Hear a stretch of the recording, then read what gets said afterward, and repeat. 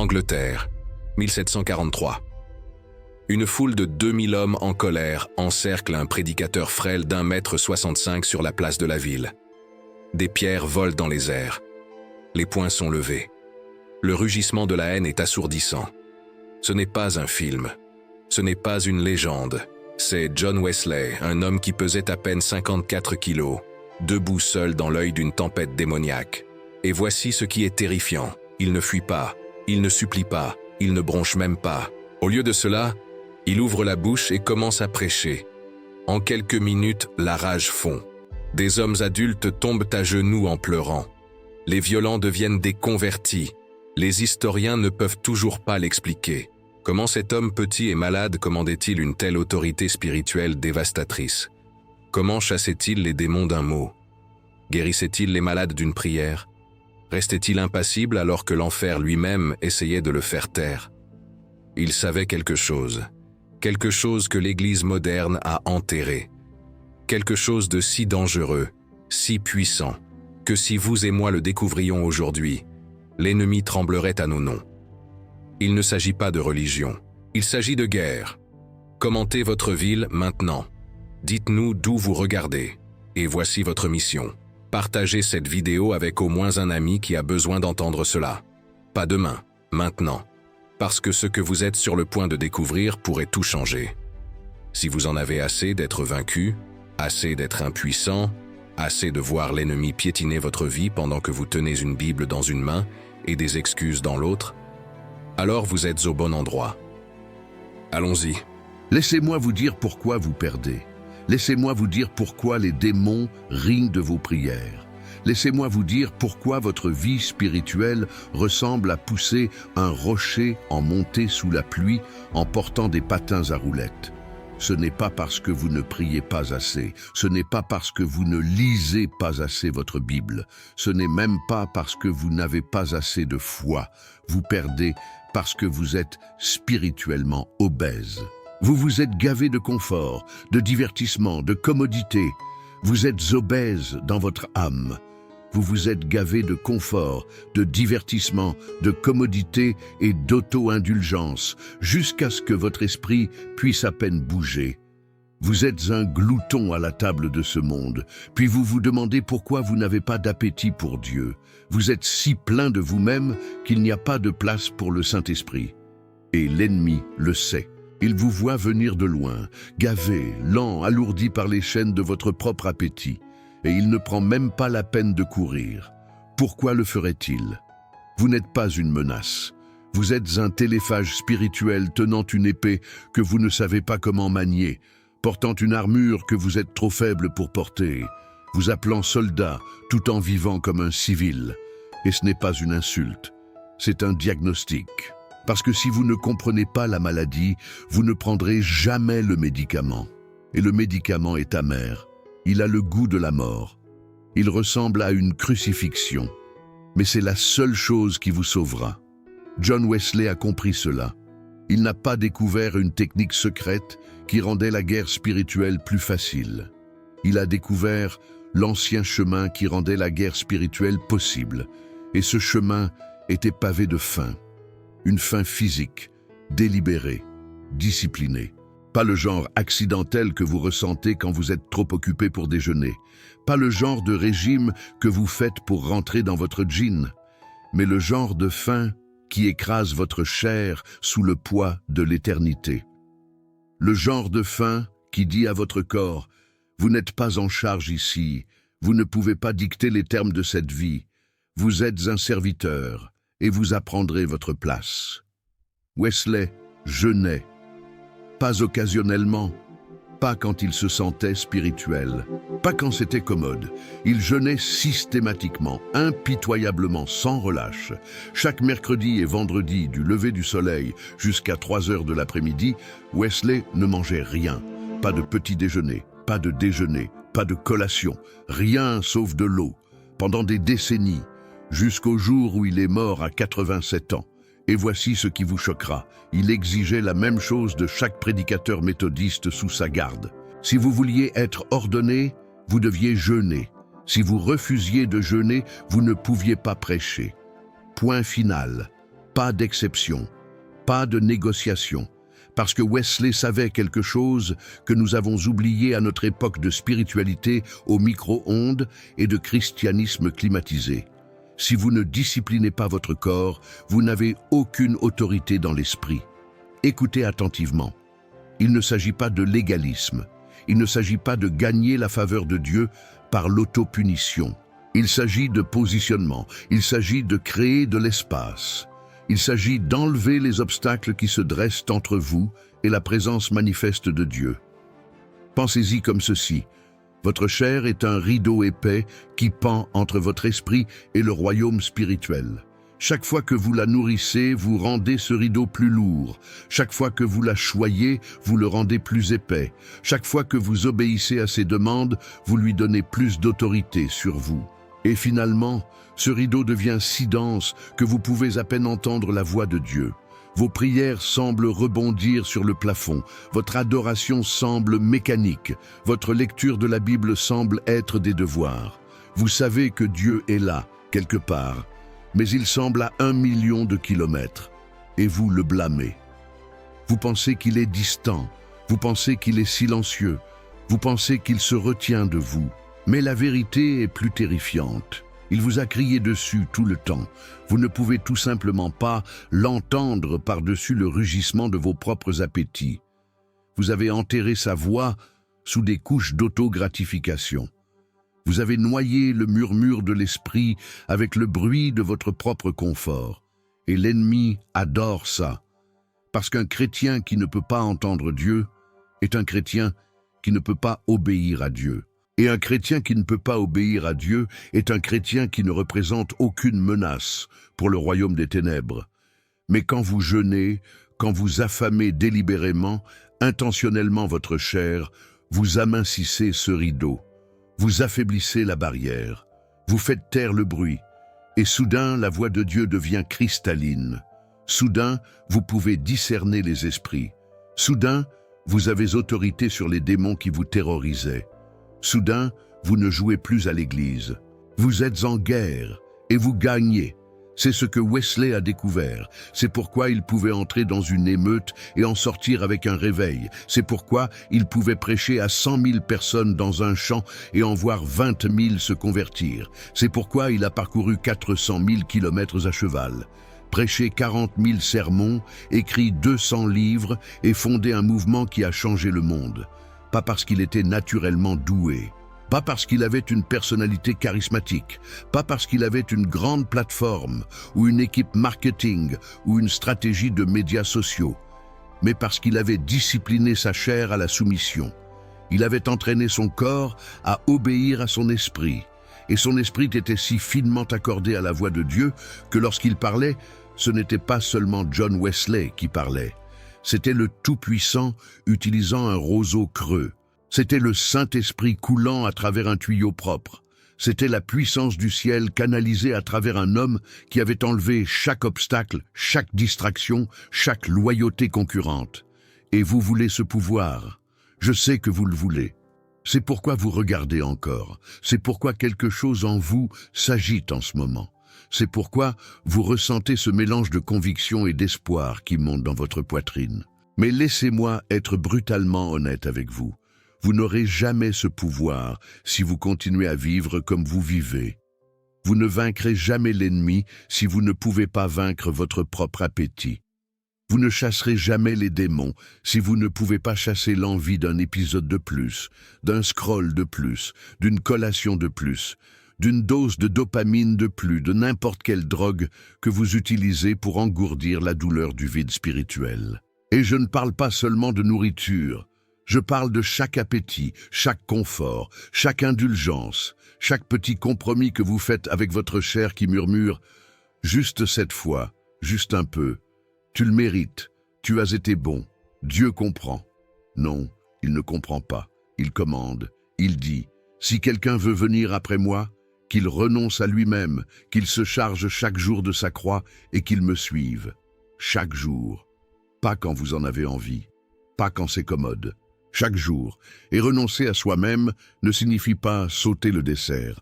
Cela signifie crucifier la partie de vous qui exige le dessert. Cela signifie clouer vos appétits à un arbre et les regarder mourir. Cela signifie se tenir au-dessus de la tombe de vos propres désirs et refuser de les ressusciter peu importe combien ils crient. C'est l'évangile que l'Église moderne ne prêchera pas. C'est le message qui met les gens mal à l'aise. C'est pourquoi la fréquentation baisse quand vous parlez de jeûne. C'est pourquoi les pasteurs l'évitent. C'est pourquoi les conférences ne le présentent pas. Parce que c'est difficile. Parce que cela nécessite des sacrifices.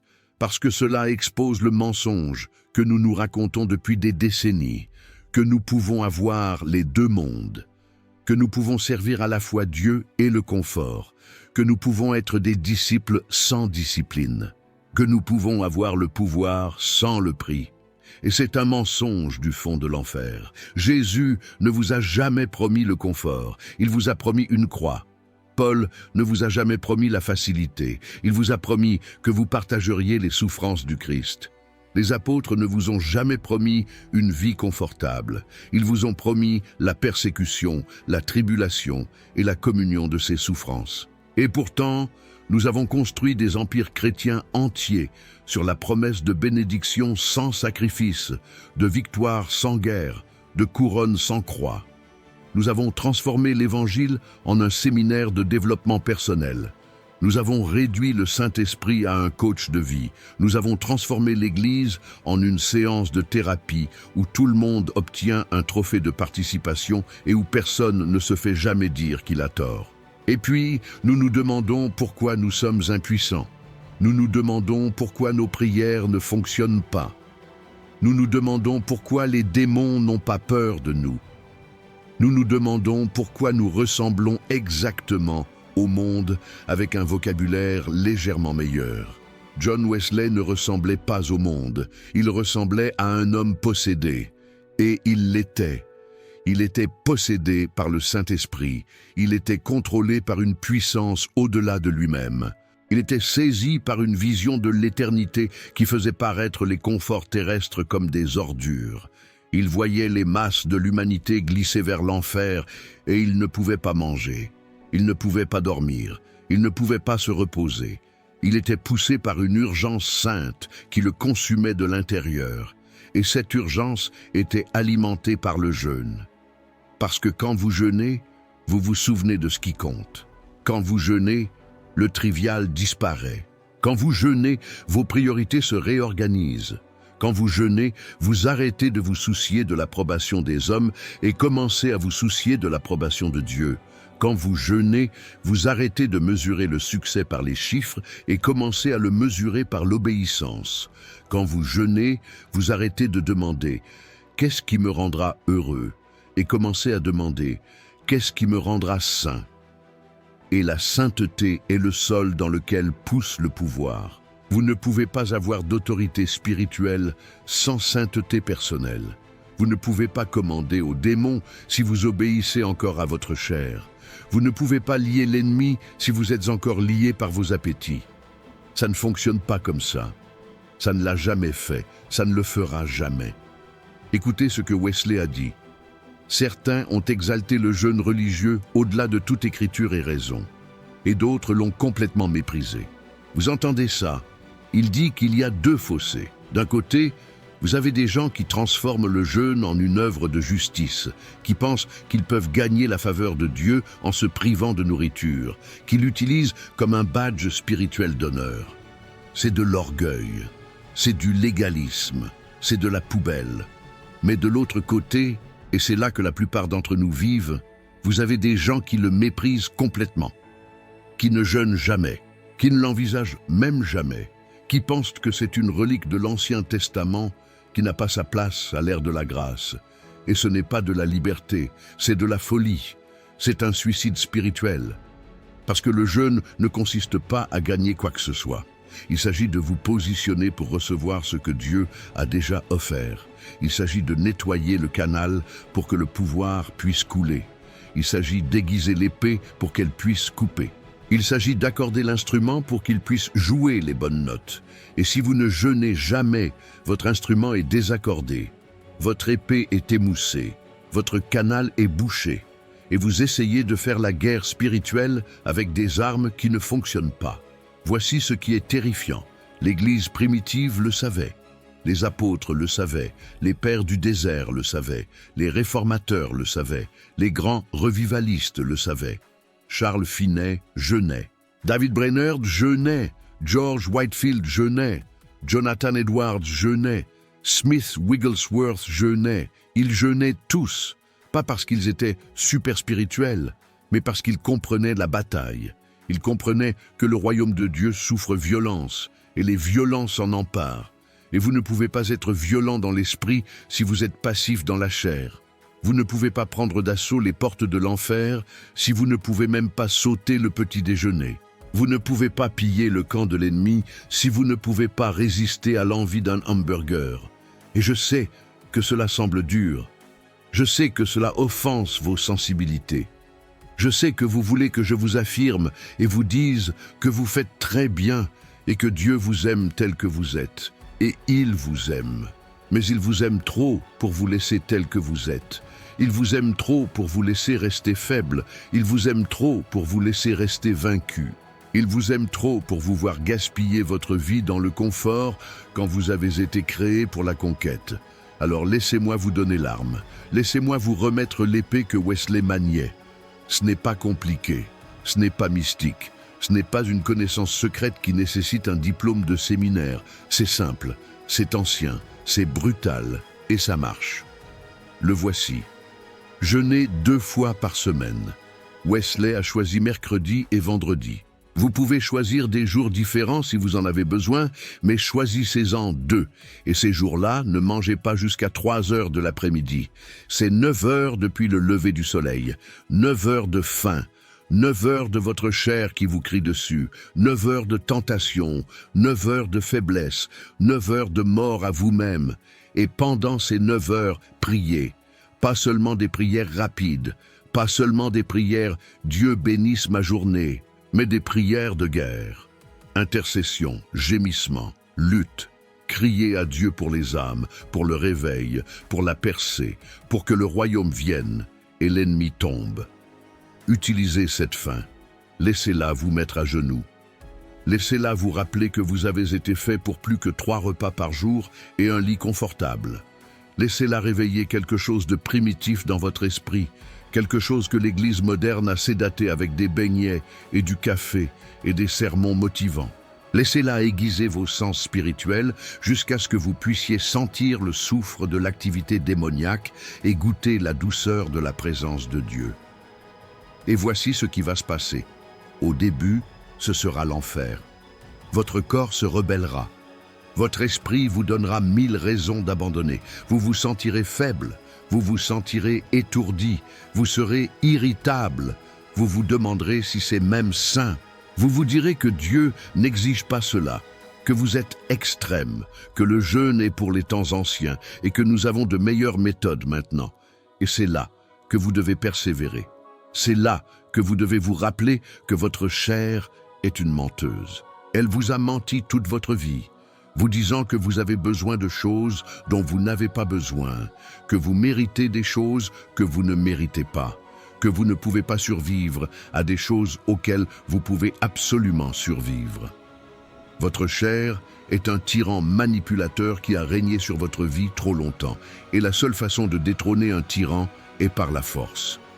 Vous ne négociez pas avec votre chair. Vous ne faites pas de compromis avec elle. Vous ne lui donnez pas de siège à la table. Vous la crucifiez, vous la clouez à une croix et vous la laissez là jusqu'à ce qu'elle arrête de se tortiller. Et quand elle se soumet enfin, quand elle apprend enfin qu'elle n'est pas en charge, quand elle s'incline enfin devant l'autorité de votre esprit, c'est là que vient la percée, c'est là que coule le pouvoir, c'est là que vous cessez d'être une victime et devenez un guerrier. Mais la plupart des chrétiens n'y arriveront jamais. La plupart liront ceci et se sentiront inspirés pendant environ 30 secondes. Puis ils retourneront à leur vie normale. Ils retourneront à leur routine confortable. Ils retourneront à leur christianisme doux. Ils retourneront à se demander pourquoi ils n'ont pas le pouvoir qu'ils lisent dans le livre des Actes. Et la réponse est simple. Les disciples dans les Actes étaient prêts à souffrir. Ils étaient prêts à se sacrifier. Ils étaient prêts à se passer. Ils étaient prêts à avoir faim, à avoir froid, à être battus, à être emprisonnés, à être tués. Et cette disposition a créé une autorité spirituelle qui a renversé le monde. Ils n'avaient pas une meilleure théologie que nous. Ils n'avaient pas une meilleure formation. Ils n'avaient pas de bâtiment ou de budget ou de marque, mais ils avaient quelque chose que nous n'avons pas. Ils avaient crucifié leur chair. Ils avaient appris à vivre comme des hommes morts. Et les hommes morts ne peuvent pas être menacés. Les hommes morts ne peuvent pas être soudoyés. Les hommes morts ne peuvent pas être séduits. Les hommes morts sont les personnes les plus dangereuses sur terre, parce qu'ils n'ont rien à perdre et tout à gagner. Parce qu'ils ont déjà compté le coup et décidé que ça en vaut la peine. Parce qu'ils ont goûté la puissance du siècle à venir et décidé que rien dans ce siècle ne se compare. C'est ce que Wesley a incarné. C'est ce qui a fait de lui un géant. C'est ce qui lui a donné autorité sur les démons, sur la maladie, sur les foules, sur l'enfer lui-même. Il était un homme mort qui marchait. Il était mort à lui-même, si complètement que quand les gens le regardaient, ils ne voyaient pas John Wesley. Ils voyaient Jésus. Ils voyaient un homme si consumé par le Saint-Esprit qu'il n'y avait plus de place pour l'ego, pour l'orgueil, pour l'autoconservation, pour le confort. Et ce genre de vie terrifie l'ennemi. Parce que l'ennemi sait comment traiter avec des chrétiens qui s'aiment eux-mêmes. Il sait comment traiter avec des chrétiens qui sont motivés par le confort. Il sait comment traiter avec des chrétiens qui veulent la bénédiction sans le fardeau. Mais il n'a aucune défense contre un chrétien qui est vraiment mort. Contre un chrétien qui dit « J'ai été crucifié avec Christ, et si je vis, ce n'est plus moi qui vis, c'est Christ qui vit en moi. » Contre un chrétien qui ne se soucie pas de la réputation ou du succès ou de l'approbation parce que son identité est cachée en Dieu. Contre un chrétien qui jeûne non pour gagner quoi que ce soit, mais pour enlever tout ce qui se tient entre lui et son Dieu. Et c'est là que ça devient personnel, parce qu'en ce moment vous avez un choix. Vous pouvez fermer cette vidéo et retourner à votre vie. Vous pouvez oublier tout ce que vous avez entendu.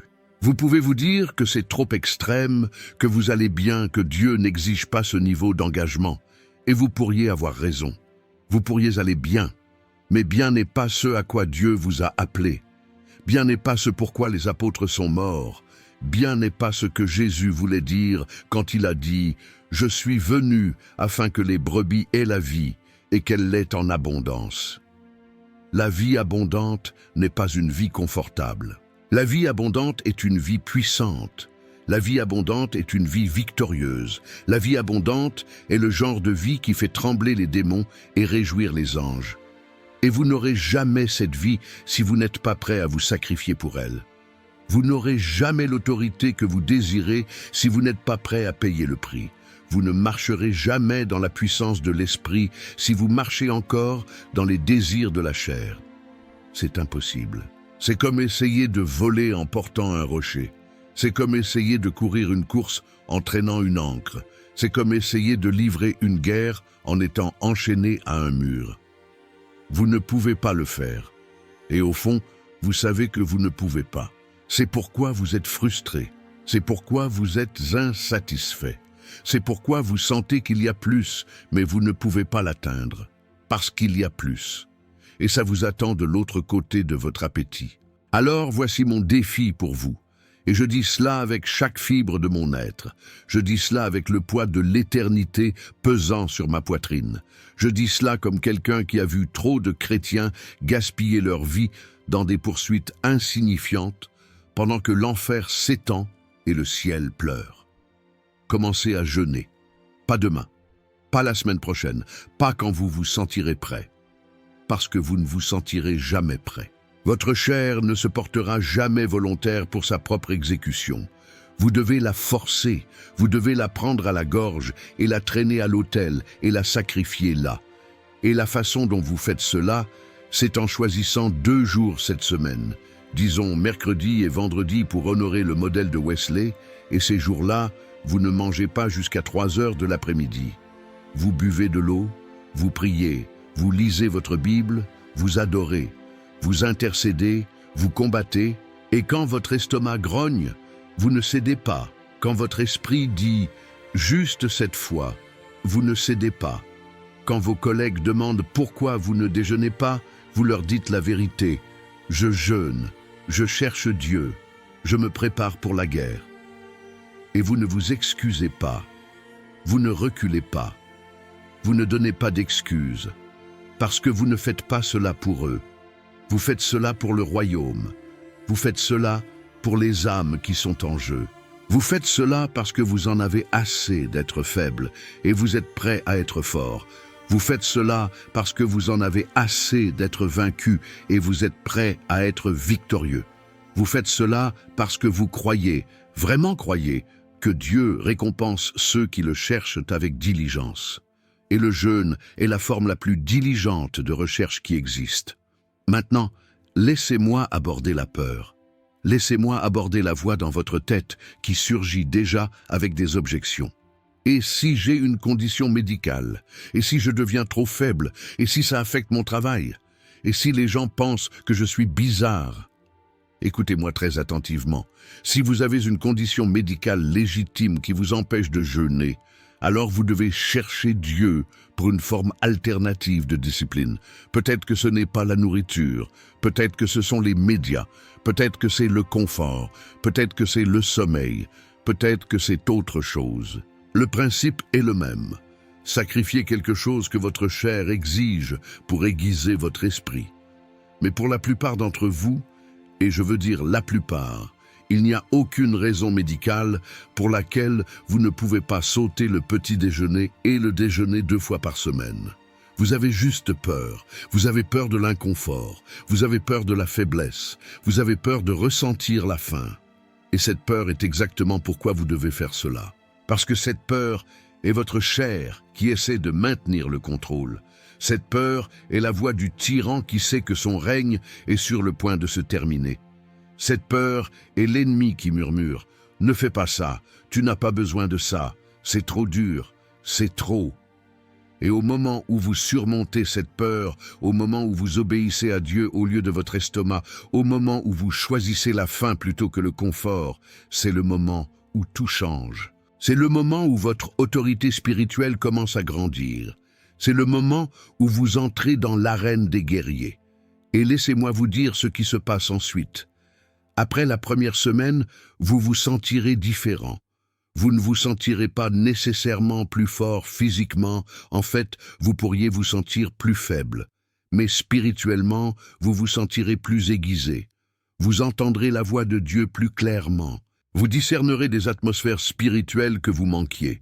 Vous remarquerez quand vous êtes sous attaque. Vous sentirez quand quelqu'un a besoin de prière. Vous sentirez la présence de Dieu de manière que vous n'avez pas sentie depuis des années. Et vous commencerez à réaliser que vous avez vécu dans un brouillard, un nuage épais d'auto-indulgence qui obscurcissait la réalité du royaume spirituel. Mais maintenant, le brouillard se lève. Maintenant, vous pouvez voir. Maintenant, vous pouvez combattre. Après la 2e semaine, vous serez en colère, pas contre Dieu, pas contre vous-même, mais contre l'ennemi. Vous serez en colère contre les années que vous avez gaspillées en étant faible. Vous serez en colère contre le terrain que vous avez abandonné. Vous serez en colère contre les mensonges que vous avez crus. Et cette sainte colère vous nourrira. Elle vous mettra à genoux. Elle vous poussera vers l'intercession. Elle allumera un feu dans votre ventre qu'aucune résistance démoniaque ne peut éteindre. Après la 3e semaine, vous commencerez à voir des résultats. Les prières que vous avez faites pendant des mois seront soudainement exaucées. Les liens qui vous ont retenu pendant des années se briseront soudainement. Les gens autour de vous commenceront à demander ce qui est différent chez vous. Vous n'aurez même pas besoin d'évangéliser, ils viendront à vous. Parce qu'il y a une lumière dans vos yeux maintenant. Il y a une autorité dans votre voix. Il y a un poids dans votre présence qui n'était pas là avant. Et ce n'est pas parce que vous essayez plus fort, c'est parce que vous avez enlevé les obstacles. C'est parce que vous avez aminci le voile. c'est parce que vous vous êtes positionné pour recevoir le pouvoir qui était toujours disponible, mais jamais accessible. Et voici la belle partie. Une fois que vous goûtez ce pouvoir, vous ne voudrez plus jamais revenir en arrière. Une fois que vous expérimentez ce que c'est que de marcher dans une véritable autorité spirituelle, le confort que vous désiriez semblera pathétique. Les aliments que vous obsédez sembleront insipides. Le divertissement dont vous aviez besoin semblera ennuyeux, parce que vous avez trouvé quelque chose de mieux. Vous avez trouvé la perle de grand prix. Vous avez trouvé le trésor caché dans le champ. Vous avez trouvé ce pourquoi votre âme a été faite. Et rien dans ce monde ne se compare. C'est ce que les saints savaient. C'est ce que les martyrs comprenaient. C'est ce que les revivalistes prêchaient. C'est le secret que l'ennemi a essayé d'enterrer pendant 2000 ans. Parce que si l'Église redécouvrait un jour le pouvoir du jeûne, si les croyants comprenaient un jour que la discipline de la chair déverrouille l'autorité dans l'esprit, les portes de l'enfer ne seraient pas seulement menacées, elles s'effondreraient. Les démons ne seraient pas seulement résistés, ils seraient écrasés. Le royaume des ténèbres ne serait pas seulement repoussé, il serait oblitéré. Et le monde verrait ce qu'il n'a pas vu depuis les jours des actes. Une église en feu, un peuple possédé par le Saint-Esprit, un mouvement qui ne peut pas être arrêté, ne peut pas être réduit au silence, ne peut pas être vaincu. Mais ça commence avec vous, ici même. Maintenant, ça commence avec vous prenant une décision qui vous coûtera quelque chose. Ça commence avec vous disant oui à Dieu et non à votre chair. Ça commence avec vous choisissant mercredi et vendredi et disant « Ces jours-là, je ne mangerai pas jusqu'à 3 heures de l'après-midi. Ces jours-là, je prierai. Ces jours-là, je chercherai la face de Dieu de tout mon être. Ces jours-là, j'entraînerai mon corps à obéir à mon esprit. Ces jours-là, je deviendrai une arme dans les mains du Tout-Puissant. » Et quand vous prenez cette décision, quand vous vous engagez vraiment, quelque chose change dans le royaume spirituel. Le ciel prend note. Les anges sont envoyés. Les démons sont mis en alerte parce qu'un nouveau guerrier est entré dans la bataille. Une nouvelle menace a émergé. Une nouvelle voix crie dans le désert. Préparez le chemin du Seigneur. Rendez droit ses sentiers. Et le royaume de Dieu avance. John Wesley n'a pas changé le monde accidentellement. Il a systématiquement, impitoyablement, sans relâche, poursuivi la sainteté par la discipline. Et Dieu a honoré cette poursuite avec du pouvoir. La même chose est disponible pour vous. Le même pouvoir qui a ressuscité Christ d'entre les morts, le même esprit qui a rempli les apôtres, la même autorité qui a chassé les démons et guéri les malades et ressuscité les morts. C'est le vôtre. Ça l'a toujours été. Vous ne pouviez tout simplement pas y accéder parce que votre chair était dans le chemin. Mais maintenant, vous connaissez le secret. Maintenant, vous avez l'arme. Maintenant, la seule question est, allez-vous l'utiliser ? Allez-vous prendre l'épée du jeûne et la manier contre l'ennemi ? Allez-vous discipliner votre corps et en faire votre esclave ? Allez-vous crucifier votre chair et la regarder mourir pour que votre esprit puisse vivre ? Ou allez-vous fermer cette vidéo, trouver une excuse et retourner à votre vie chrétienne confortable, impuissante, vaincue ? Le choix vous appartient, mais choisissez rapidement, parce que la bataille fait rage. L'ennemi avance, les âmes sont en jeu, et nous n'avons pas de temps pour des chrétiens qui veulent la couronne sans la croix, la gloire sans la souffrance, la résurrection sans la mort. Wesley a compris cela, il l'a vécu. Il l'a prêché, il est mort avec. Et son héritage est un témoignage de la puissance d'une vie disciplinée. Alors je vous appelle à suivre ses traces. Je vous appelle à jeûner, je vous appelle à prier, je vous appelle à la guerre, pas parce que c'est facile, mais parce que c'est nécessaire, pas parce que c'est populaire, mais parce que c'est biblique, pas parce que ça vous rendra confortable, mais parce que ça vous rendra dangereux. Et le royaume de Dieu a besoin de gens dangereux. Il a besoin d'hommes et de femmes qui sont prêts à se sacrifier, qui sont prêts à souffrir, qui sont prêts à mourir à eux-mêmes pour que Christ puisse vivre à travers eux, qui sont prêts à être fous pour l'Évangile. qui sont prêts à être mal compris, moqués, persécutés, rejetés, tout pour voir le royaume avancer et l'ennemi vaincu et les captifs libérés. C'est votre moment, c'est votre appel, c'est votre commission. Vous ne lisez pas ceci par accident. Vous n'entendez pas ces mots par hasard. Le Saint-Esprit a orchestré cette rencontre parce qu'il veut vous utiliser. Il veut vous remplir. Il veut vous responsabiliser. Il veut vous lancer dans une dimension de guerre spirituelle que vous n'avez jamais expérimentée. Mais il ne peut pas le faire tant que votre chair est dans le chemin. Alors, enlevez-la, affamez-la, crucifiez-la. Et regardez ce que Dieu fait avec un vase qui a été vidé de lui-même et rempli de son esprit.